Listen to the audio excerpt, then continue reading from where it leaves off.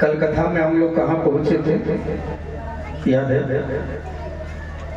कल परीक्षित महाराज ने कलयुग को रहने के लिए स्थान दिया था। और कलयुग ने कहाँ स्थान मांगा था? सोने नहीं थे लगता है। कहाँ पर? सोने में ना। हाँ, कलयुग ने सोने में रहने के लिए स्थान मांगा महाराज। सुनिए, कलयुग ने क्या कहा कि महाराज हमको सोने में रहने के लिए जगह दे दो। अच्छा, कलयुग का निवास सोने में होता है और माताएं बहनें सबसे ज्यादा गहना पहनने के लिए सोने के ही लाई। अब बताओ, कलयुग रहता है। अब आप कहें एक अच्छा, कहीं कहीं ये तनाव हो जाता है मन में। एक बहन जी हमारे पास आ गई एक जगह, महाराज तो क्या करें, ना पहने। हमें नहीं पहनो भाई, अगर नहीं पहनेंगे तो फिर खाना पीना भी सब छोड़ देंगे। नहीं, आप पहनिए, लेकिन उसका भी साधन है, उपाय है। बोले कलयुग का निवास तो सोने में है महाराज। अच्छा, एक बात और, अब आप देखिए कि भागवत के प्रथम स्कंध में लिखा गया, चूंकि भागवत जी में 12 स्कंध हैं, 135 अध्याय हैं, 18,000 श्लोक हैं। प्रथम स्कंध में भागवत में वर्णन है कि सोने में कली का वास है। अच्छा, उसी भागवत के एकादश स्कंध के 16वें अध्याय में और 16वें अध्याय के 18वें श्लोक में विभूति योग वर्णन करते हुए भगवान कृष्ण उद्धव से कहते हैं कि हे उद्धव, धातु नमस्य कांचनम, मैं धातुओं में स्वर्ण हूं, सोना हूं। अब बताइए, यहाँ पर संशय हो गया। अब ठाकुर जी कह रहे हैं कि धातुओं में मैं सोना हूं, यानी सोने में मैं रहता हूं। इधर कलयुग भी सोने में, दोनों एक साथ रह सकते हैं क्या? संभव ही नहीं। ठाकुर जी कलयुग दोनों एक साथ नहीं रह सकते, तो फिर कैसे निराकरण हमारा? बोले आखिर किस सोने में रहते हैं ठाकुर जी, किस सोने में रहते हैं? कलयुग। अच्छा, जिसमें ठाकुर जी हो उसी का गहना बनाया जाए तो बढ़िया है। तो आखिर इसका निराकरण कैसे होगा? तो संतों ने साधन बताया, उपाय बताया। क्या क्या संतों ने कहा कि एक सिंपल तरीके से हम लोग समझ लें कि जो 1 नंबर की कमाई से गहना बने उसमें ठाकुर जी का वास है, और जो 2 नंबर की कमाई से गहना बने उसमें कलयुग का वास। लेकिन अब समस्या ये भी है कि 1 नंबर की कमाई से गहना बनेगा ही नहीं, बढ़िया है। 2 नंबर की कमाई से कुछ ज्यादा बनेगा, ठीक है ना? तो केवल इच्छा पूर्ति के लिए 1 नंबर की कमाई से बन सकता है। तो फिर क्या करें महाराज? चलो, ऊपर से आमदनी कुछ हो गई है तो क्या करें? तो उसका भी उपाय है। बोले क्या उपाय हमारा? तो आप संसार में ऐसा कोई वस्तु नहीं है जिसमें कलयुग नहीं है। चाहे वह भोजन हो, चाहे सोना हो, गहना हो, या फिर वस्त्र हो, कपड़ा वगैरह हो, या आदमी का दिमाग ही समझ लीजिए। ऐसा संसार में कोई वस्तु नहीं है कि जिसमें कि कलयुग का वास नहीं है, सब में है। तो फिर क्या करें महाराज? बोले एक काम करिए, आप कुछ भी लाते हैं, कुछ भी बनाते हैं तो पहले ठाकुर जी को चढ़ा दीजिए, कलयुग का प्रभाव समाप्त हो जाएगा।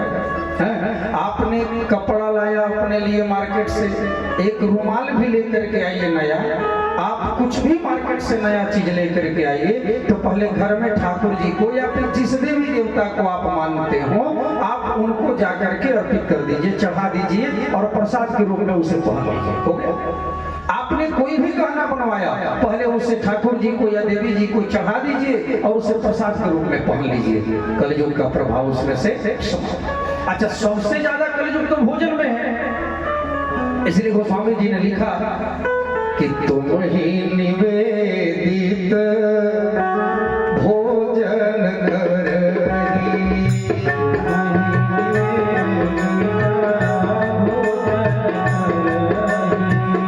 तुम ही निवेदित भोजन करही,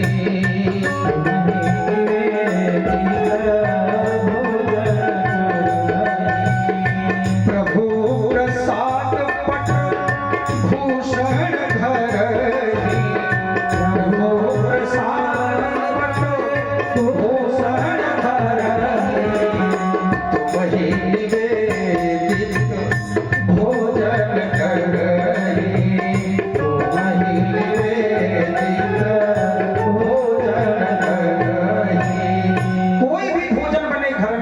सबसे पहले ठाकुर जी को चढ़ा दीजिए, तुम ही निवेदित भोजन करें, तुम्हें प्रसाद चढ़ा करके उस भोजन को ग्रहण करेंगे। तो ठाकुर जी को पहले चढ़ा दीजिए। सबसे ज्यादा कली का वास तो भोजन में है। आज भोजन वैचारिक प्रदूषण, भोजन भी दूषित हो गया। तो उस जो भोजन आप कहेंगे कि सब भोजन नहीं महाराज, अब का मांस मछली चढ़ाएंगे, लहसुन प्याज वाला भोजन चढ़ाएंगे? नहीं, लहसुन प्याज खाना चाहिए, ऐसा कोई मनाही नहीं। आप खाते हैं, खाइए। ये साधकों के लिए वर्जित है, जो साधना करते हैं उनके लिए वर्जित है, क्योंकि गर्म चीज है। लेकिन ऐसे गृहस्थ के लिए हम लोग वर्जित नहीं करते, लेकिन मांस मछली का तो वर्जित करते हैं। तो जो जिस भोजन में लहसुन प्याज न पड़ा हो, आप बनाए हैं तो रोटी चावल हो, उसके साथ गुड़ घी रख लीजिए, तो भोग लगा दीजिए और अग्नि में स्वाहा कर दीजिए 5 बार। ठाकुर जी का नाम लेकर के गायत्री मंत्र बोलते हुए बलि वैश्य हो जाएगा। तो उस भोजन को प्रसाद के रूप में ग्रहण करना चाहिए।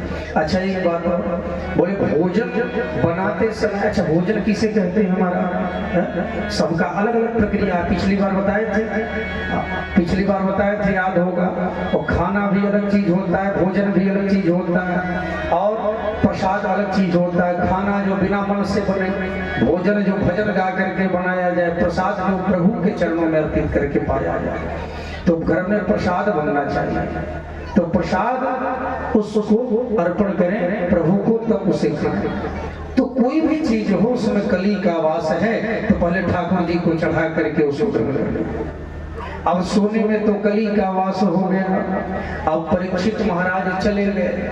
एक दिन परीक्षित महाराज के मन में विचार आया कि मुझे नगर भ्रमण करना चाहिए। उन्होंने राजकोष में देखा, अब अपना मुकुट ढूंढ रहे थे, कौन सा मुकुट पहनो।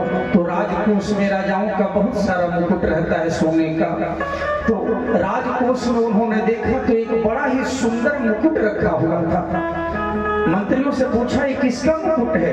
मंत्रियों ने कहा ये जरासंध का मुकुट है, जिसको आपके दादाश्री ने भीमसेन ने मार करके जीता था। बोले इस मुकुट को दो, मैं पहनूंगा। आप समझ लीजिए, मुकुट सोने का, सोने में कलयुग। और दूसरा चीज, मुकुट था किसका? बोले जरासंध का। किसका? दुष्ट व्यक्ति का। बोले किसी दूसरे का कोई भी चीज जो है, कोई भी वस्तु ग्रहण नहीं करनी चाहिए महाराज, ध्यान रखिएगा। इसलिए संत जो हैं उपयोग में अपनी लाई हुई कोई भी वस्तु किसी को नहीं देते हैं। हरिद्वार में एक संत हैं, कई संतों के साथ बैठना होता है।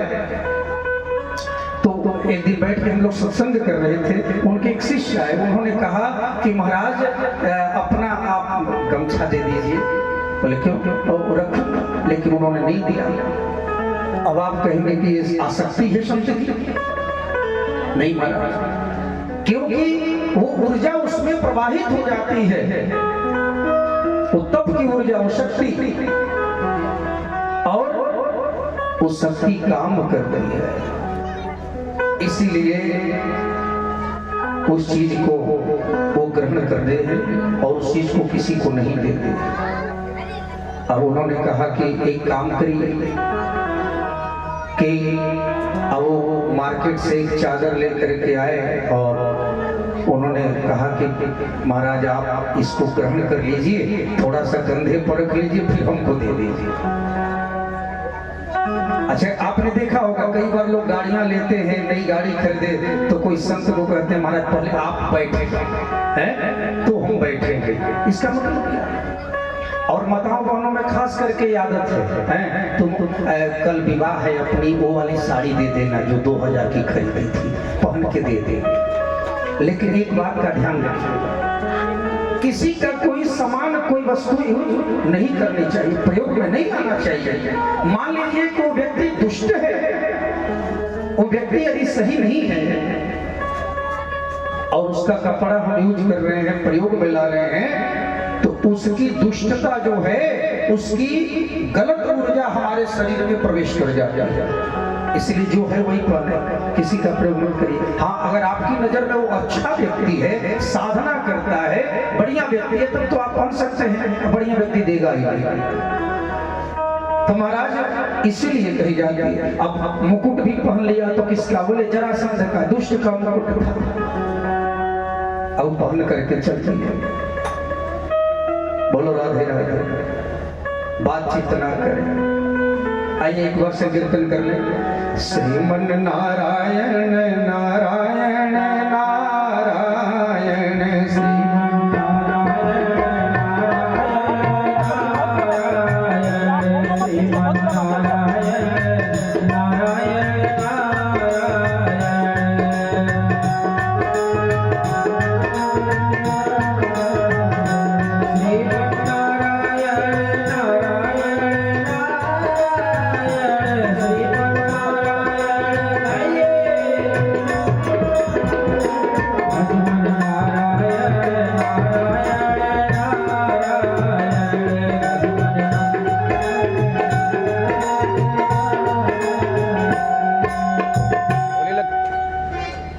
लक्ष्मी नारायण भगवान की जय। पहन करके मुकुट चल दिए महाराज। अब सोने में कली का भी वास। पहुंच गए कहां? वन में। देखा एक ऋषि तपस्या कर रहे थे, बैठकर समाधि की स्थिति में बैठे थे। नाम था उनका समीक मुनि। समीक मुनि नाम था। महाराज परीक्षित को प्यास लग गई। ध्यान से सुनिएगा, भागवत प्रारंभ कहां से हुई है इसकी कथा था। महाराज परीक्षित को प्यास लग गई और जाकर के उन्होंने समीक मुनि से कहा कि हमें पानी पिला दीजिए। लेकिन समीक मुनि ध्यान में बैठे थे, समाधि की स्थिति में थे, इसलिए उनको सुनाई नहीं दिया। परीक्षित महाराज ने सोचा कि लगता है साधना में है, समाधि में है, सुनाई नहीं दिया, चलो आगे बढ़ो। अब जैसे ही आगे बढ़ने लगे, कलयुग जो दिमाग में बैठा था तुरंत कहा, अरे कहां जा रहे हो महाराज? आप जैसे राजा का इस दुष्ट ने अपमान किया है, ये साधु नहीं है, ढोंगी है, इसको दंड मिलना चाहिए। ये नौटंकी कर रहा है, ये नाटक कर रहा है, आंख बंद किया हुआ है। परीक्षित महाराज को गुस्सा आया, बिल्कुल ठीक कह रहा है, इसको दंड देना चाहिए। फिर पीछे मुड़े दंड देने के लिए, तब तक फिर आत्मा ने कहा नहीं नहीं संत है, ये गलत है। फिर जाने लगे। फिर कलयुग ने कहा, फिर उकसाना शुरू किया, क्या कर रहे हो? अरे ये ढोंगी है, ये जानबूझकर आंख बंद किया है, आपकी सेवा नहीं करना चाहता। आप तो राजा हो, सबके राजा हो। ये स्थिति सबकी है महाराज, है कि ये सबकी है, सबके दिमाग में कलयुग बैठा हुआ है। जब आदमी गलत काम करता है, जब आदमी चोरी करता है महाराज, तो एक बार जरूर ये आत्मा कहती है कि चोरी मत कर, ये गलत है। लेकिन अंदर बैठा कलयुग कहता है कि सारी दुनिया कर रही है, तू भी कर लेगा तो क्या फर्क पड़ता है। तो परीक्षित वाली स्थिति हमारी भी हो गई, हम सबकी हो गई माना। तो परीक्षित ने क्या किया, वहां पर एक सर्प मरा हुआ पड़ा था और तीर से उस सर्प को उठाया और उस मुनि के गले में डाल दिया। लो डाल करके चले गए। उनका शिष्य देख रहा था, दौड़ा दौड़ा गया कौशिकी नदी के तट पर। कौशिक्यात उपस्पृश्यवाग् विसर्जः। कौशिकी नदी के तट पर पहुंच गया, जहां समीक मुनि के बेटे जो है पुत्र श्रृंगी ऋषि वहां संध्या वंदन कर रहे थे। जाकर के कहा, आपके पिता का अपमान एक राजा ने कर दिया, उनके गले में मरा हुआ सर्प डाल दिया। आओ न देखा ताव, और श्रृंगी ऋषि को क्रोध आ गया। कौशिकी नदी का जल दाहिने हाथ में लिया और हाथ में लेकर के कहा, अरे मोर इति लंघित मर्यादं तक्षकः सप्तमे दंडक्षति स्म कुलांगारं चोदितो में तद्द्रोहम्। अरे कुलांगार, अरे दुष्ट, हाथ में जल लेकर के कहा, अरे मोर, राजाओं का काम है कि ब्राह्मणों की सेवा करना, उनकी रक्षा करना। तूने मेरे पिता का अपमान किया है, जा मेरे पिता के गले में तूने सर्प डाला है, तुझे श्राप देता हूं, आज से ठीक 7वें दिन तुझको तक्षक नागा करके डस लेगा और तेरी मृत्यु हो जाएगी। आए लौटकर पिता के गले में सर्प देखा, बैठकर रोने लगे। समीक मुनि का ध्यान टूटा, गले में सर्प देखा, समीक मुनि ने उतार दिया। बेटे से कहा, अरे बेटा ये तो मरा हुआ है, क्यों रो रहा है? ये तो मरा हुआ सर्प है। समीक मुनि के शिष्य ने कहा कि आप घबराइए मत, आपके पुत्र ने उस राजा को श्राप भी दे दिया। माथा ठनका, समीक मुनि ने ध्यान लगाया, वो कौन राजा था? जब नित्य बंद करके ध्यान लगाया, ध्यान में देखा वो तो परीक्षित महाराज। पश्चाताप से भर उठे, अपने पुत्र श्रृंगी को डांटने लगे, कहने लगे, अरे मूर्ख, ये तूने क्या किया?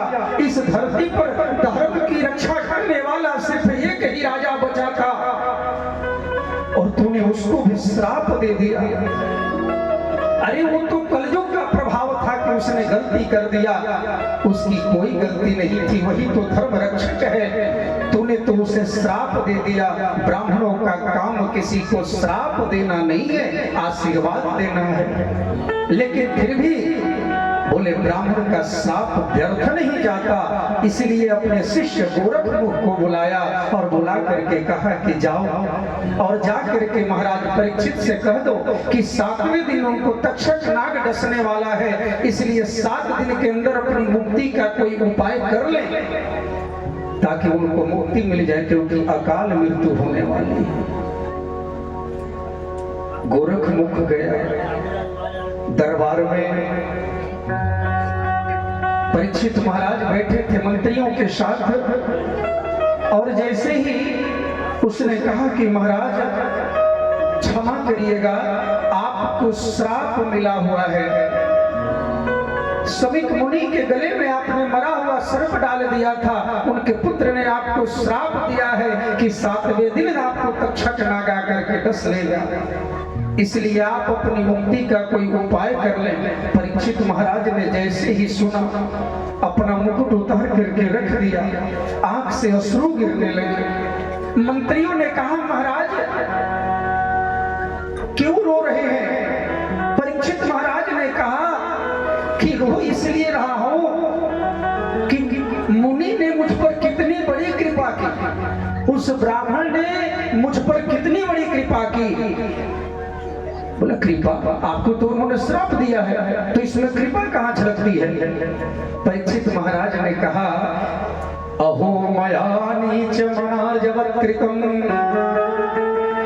निरागसे ब्रह्मणि गूढ़ तेजसि ध्रुवं ततो मे कृतदेव हेलना दुरत्ययं व्यसनं नाति दीर्घा। परीक्षित महाराज कह रहे हैं कि अहो मया नीच मनार्जवत्कृतं, अरे मेरे जैसे नीच को जिसने एक ब्राह्मण ऋषि का अपमान किया है, मेरे जैसे नीच को एक पल भी जीने का अधिकार नहीं है। ये तो ऋषि की कृपा है कि मुझे 7 दिन जीने का अधिकार दे दिया, एक पल भी जीने का अधिकार नहीं है, मुझे तो जला करके राख कर देना चाहिए था।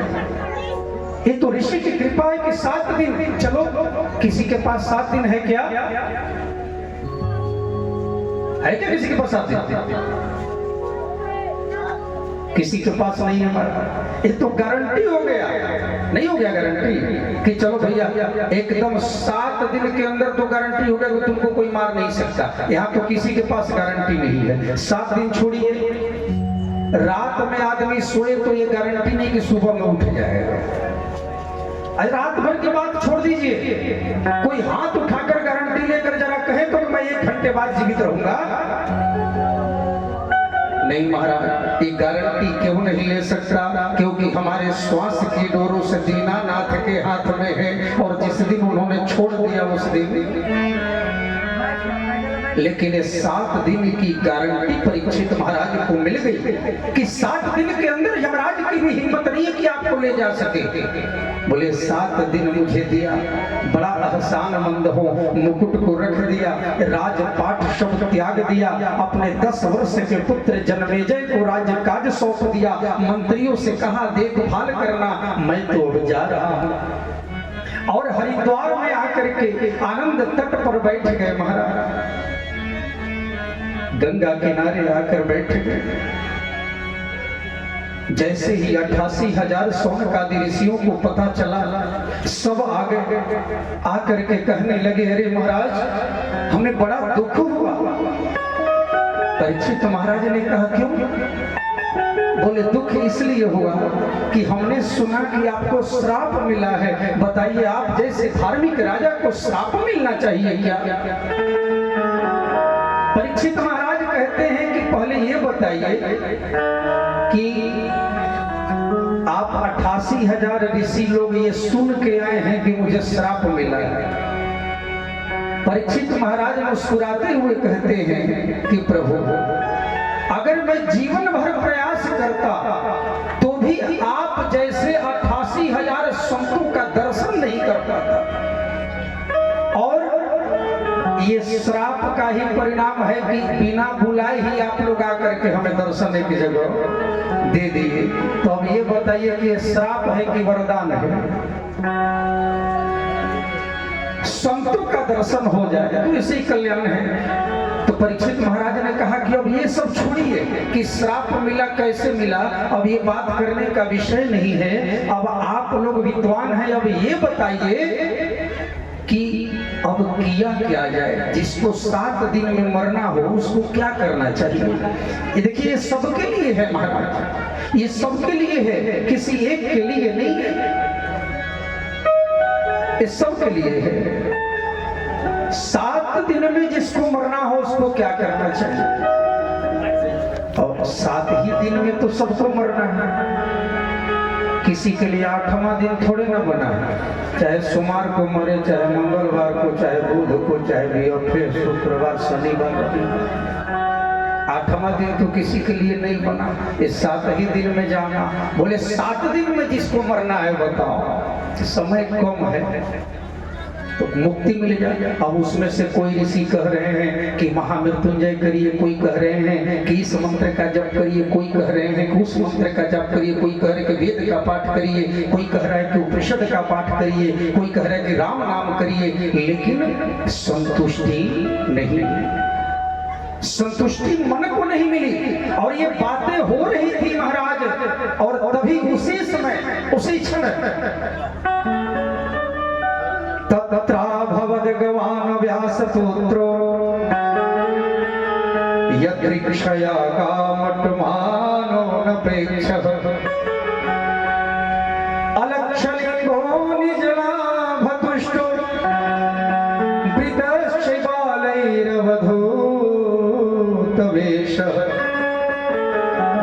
तत्राभवद्गवान् व्यासपुत्र हो, बोले प्रकट हो गए। कौन है? सुखदेव जी महाराज। प्रेम से बोले सुखदेव भगवान की। अच्छा, एक बात समझिएगा, सुखदेव जी कौन है? कल कथा सुनाए थे, व्यास जी के पुत्र हैं। लेकिन एक बात का ध्यान रखिएगा, 2 चीजें बताएंगे। भागवत में सबके लिए कहा गया कि आ गए, शौनकादि ऋषिगण आ गए हैं, नारद जी आ गए, समीक मुनि आ गए, श्रृंगी ऋषि आ गए, सबके लिए कहा गया कि आ गए।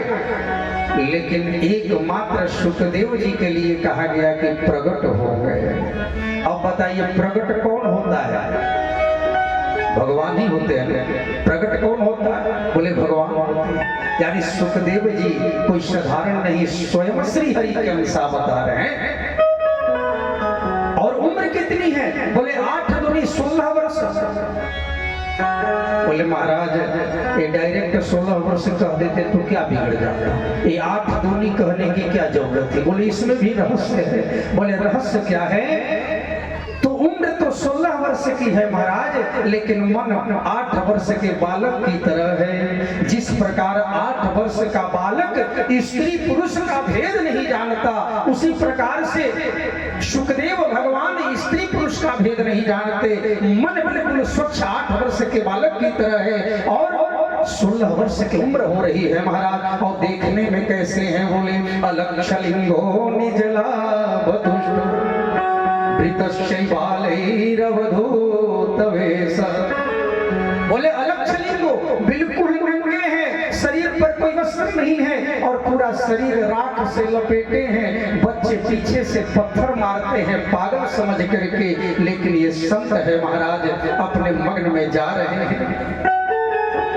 और जैसे ही सुखदेव जी पहुंचे, कहा जहां पर परीक्षित महाराज थे, 88,000 ऋषि थे।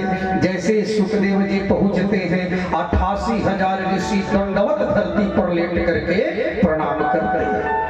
दंडवत प्रणाम। परीक्षित महाराज आश्चर्यचकित हो गए, ये क्या हो रहा है भाई? अरे 88,000 जो ऋषि हैं, इनमें से किसी की उम्र 1 लाख वर्ष है, किसी की उम्र 60,000 वर्ष है, किसी की उम्र 10,000 वर्ष है, किसी की उम्र 2,000 वर्ष है, और इस 16 वर्ष के बालक को प्रणाम कर रहे हैं सबके सब, वो भी धरती पर लेट करके। क्या बात है, कुछ जो विशेष है। तो परीक्षित महाराज ने भी दंडवत प्रणाम किया। आइए हम सभी सुखदेव जी को प्रणाम करें, क्योंकि आज से वही कथा सुनाने वाले। हाथ जोड़ लीजिए सभी लोग। ओम नमो स्वनंता सहस्त्रमूर्तये सहस्रपादा शिशिरोरुबाहवे सहस्रनामे पुरुषाय शाश्वते सहस्रकोटि युगधारिणे नमः सहस्रकोटि युगधारिणे नमः। प्रेम से बोले सुखदेव भगवान की जय। सबने प्रणाम किया महाराज, और प्रणाम करके उसी समय प्रश्न कर दिया। किसने? परीक्षित महाराज ने, कि प्रभु एक प्रश्न है। बोले क्या? मरने वाले को क्या करना चाहिए? और ये प्रश्न केवल परीक्षित का नहीं है, हम सबका है, क्योंकि सबको मरना है, कोई जीने के लिए नहीं आया है। आप भले कोई 10 साल ज्यादा जी ले, चाहे 20 साल ज्यादा जी ले, लेकिन मरेगा जरूर। कोई अमर तो ही नहीं है? तो चलो भैया डॉक्टर की सहायता से 5 साल ज्यादा जी लिए, 10 साल ज्यादा जी लिए, लेकिन कोई फर्क नहीं है, जाना तो वही है। तो महाराज बोले मरने वाले को क्या करना चाहिए? सुनिए, सुखदेव जी ने कहा कि परीक्षित, ये तुम्हारा व्यवहार हमको ठीक नहीं लगा। बोले क्या हुआ प्रभु? सुखदेव जी कहते हैं कि कोई भी अतिथि तुम्हारे यहाँ आता है, ध्यान से सुनिएगा, बड़ी सुंदर वक्तव्य है। सुखदेव जी कहते हैं कि परीक्षित तुम्हारे यहाँ कोई अतिथि किसी के यहाँ आता है तो पहले उसको आसन देना चाहिए, जलपान के लिए पूछना चाहिए। तुमने कुछ भी पूछा ही नहीं, ना आसन दिया बैठने के लिए, और डायरेक्ट आते ही प्रश्न कर दिया। ये कौन सी बात है? परीक्षित महाराज ने कहा कि प्रभु क्षमा करिएगा, ये हमारी धृष्टता हो सकती है, परंतु क्या करूं, मैंने सुन रखा है कि आप जैसे अवधूत योगी जो हैं कहीं भी 2.5 घंटे से ज्यादा नहीं रुकते। इसलिए मैंने सोचा कि कहीं जलपान कराने में, बैठाने में 2.5 घंटे बीत गया तो फिर उठ के अब चल देंगे, इसलिए डायरेक्ट प्रश्न कर दिया। सुखदेव जी प्रसन्न हो गए, तुम्हारे मन की जिज्ञासा देखकर मन प्रसन्न हुआ। और हे राजन, बरियाने सते प्रश्न कृतो लोकहितं नृप आत्मविद सम्मतः पुंसां श्रोतव्यादिषु यः। बोले बरियाने सते प्रश्न। सुखदेव जी कहा राजन, तुम्हारा प्रश्न बड़ा ही वरीय है, श्रेष्ठ है, क्योंकि ये तुम्हारा नहीं संसार के समस्त लोगों के लिए है, प्रत्येक प्राणियों के कल्याण के लिए बात पूछी है, क्योंकि मरना सबको है महाराज। इसलिए मरना सबको तो है, लेकिन कोई मरना चाहता याद ही नहीं रहता कि मरना भी है? कोई कह दे अरे भैया एक दिन मरोगे, ऐसा अशुभ मत बोलना फालतू में, जैसा लगता है कि अमर बन के आ गया। अरे हम तो कहते हैं कि इसकी बात में विचार करना चाहिए। जब 4 आदमी बैठे तो मरने के बारे में जरूर बात करिए कि भैया मरना है, हम भी मरेंगे, तुम भी मरोगे, ये बात जरूर करिए, करना चाहिए। लेकिन उसके साथ एक चीज और जोड़ दीजिए कि चलो कुछ जीवन के लिए हम लोगों ने किया है क्या? मरना है तो क्या जवाब देंगे फिर, है कि? लेकिन हमारी बुद्धि कहाँ तक अटकी हुई है महाराज। बोले निद्रियाहियतेनक्तम व्यवायेन चवावयः दिवाचार्थे हया राजन् कुटुंब भरणे नवा। हमारी बुद्धि कितना देर तक काम करती है? बोले पैसा कमाना, परिवार पालना और खाना, रात को सोना, विषयों को भोगना, इससे ज्यादा बुद्धि किसी की काम नहीं करती। इतने में हम अटके हो गए हैं। मरना सबको है, इसीलिए संत कहते हैं क्या भरोसा है इस जिंदगी का। अच्छा भोजपुरी में सुना देते हैं, बक्सर वाले मामा जी गाया करते थे।